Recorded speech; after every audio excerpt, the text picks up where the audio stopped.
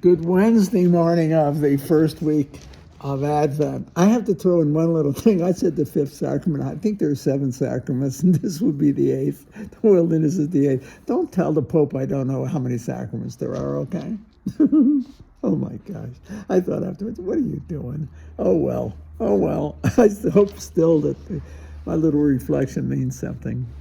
I hope it's intelligent. You want to see it some more? It's going to come right here in Isaiah again. Watch this. Boy, it's a beautiful scene. But this isn't the wilderness. It's to me, I think of my father's dinner. Okay? I think at the dinner table, and I think that's intended here. And how the world comes together at the table. Think of the table of the Lord. Watch what he writes. On this mountain, the Lord of hosts will provide for all peoples.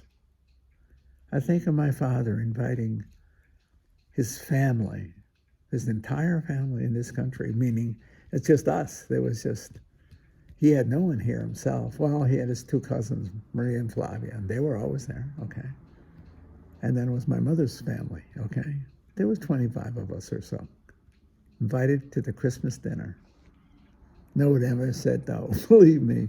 This is a good description of it. You had to be there. On Bella Festa, a beautiful feast. See? Watch what he says. On the mountain, think of the home. The Lord of hosts, think of my father, will provide for all peoples a feast of rich food and choice wines. Boy, is that ever true. We went through how many bottles of wine? I have no... Oh, there was so many. Yay, then they'd finish a bottle and put it under the table. You got to see it. And no one was allowed to get drunk, but no glass was empty. You had to mind yourself. You had a discipline. No one was going to correct you.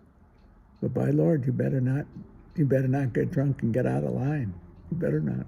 He says, rich food, pure and choice wines. On this mountain, he will destroy the veil that veils all peoples, all things that keep us separate.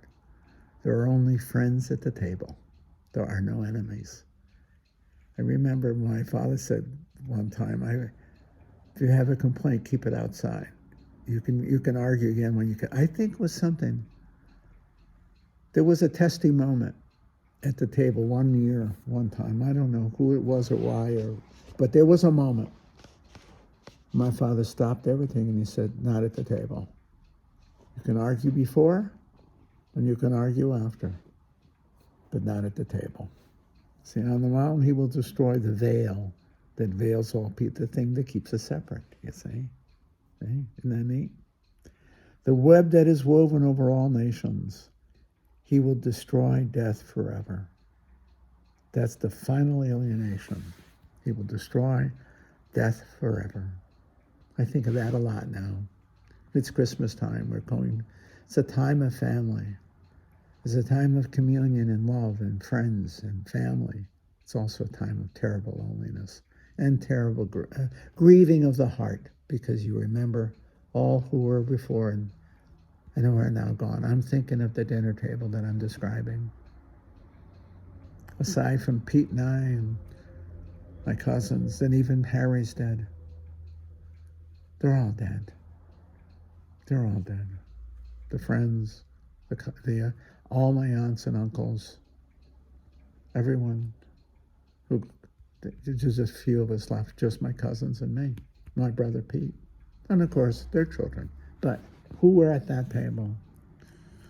And I think a Christmas like Easter is the hope that in and through Christ, death isn't final. That the web that is woven over all nations, he will destroy death forever. He will destroy death forever. That life will triumph. Watch what he says. The Lord God will wipe away the tears from all faces. The reproach of his people he will remove from the whole earth, for the Lord has spoken. The reproach of his people. He was thinking of the Jews and their alienation, of course, Isaiah is. But you think of all the alienation in life, all the heartache among family members. Some grudges that go back multiple generations. Not at the dinner table. And hopefully at that dinner table, the heart will heal. We will see each other again now with a forgiving heart and a loving heart and a heart seeking to be forgiven. A sweet taste of the eternal banquet. I got to use my Father's imagery. See? Yeah. Yeah. He said that the reproach of his people he will remove from the whole earth. There'll be no more strangers, no more alienation. For the Lord has spoken. On that day it will be said, behold our God, to whom we looked to save us. This is the Lord for whom we looked. Let us rejoice and be glad that he has saved us. For the hand of the Lord will rest on this mountain. What a picture, see? That's the hope of Christmas.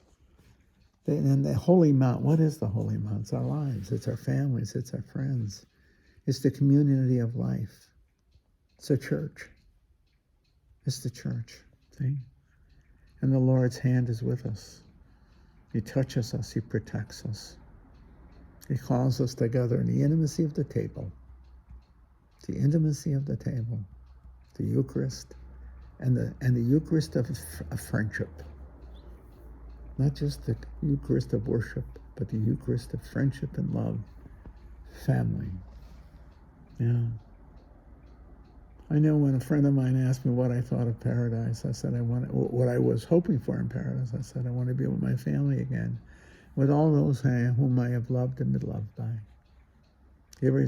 I told my little Sarah one time, I said to her, Sarah, there is no paradise without you. There is no paradise without my mom and dad, my uncles and aunts and cousins and friends, my Junie, all whom I have loved and been loved by, all whom Providence has given me in our life, in my life. People of the parish, the people of the university, the guys in the outfit and the order. How can there be a paradise without my classmates from the order? Flavian, the guy who brought me in, the man who got me into the order. I have his pictures, it sits in front of me. All the time I look at Flav, my hero, who had died 30 years ago. The young man, he was only in his 60s when he died. He's my hero.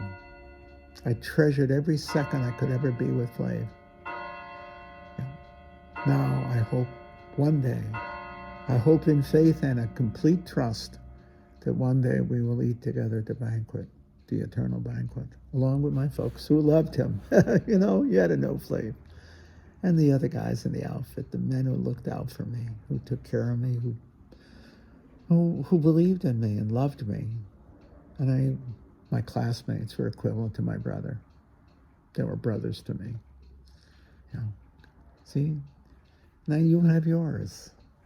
Those of your past, your parents, your grandparents, perhaps your spouse, whomever, that God gave you to walk this life with, and for whom your life is a narrative together with theirs, a concert. If you were going to say musicians, it's a concert of a symphonic orchestra, symphony orchestra.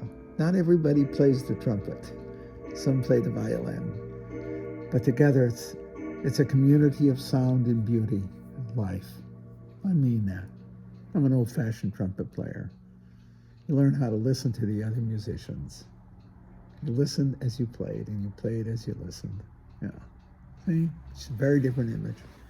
I love the text of Isaiah, I have to say. This one especially because it reminds me of the Christmas dinners that my father provided. You had to be there. You had to be there. And you get this image with a vengeance. You think, wow, I got it. I know what you're saying, Isaiah, because I lived it.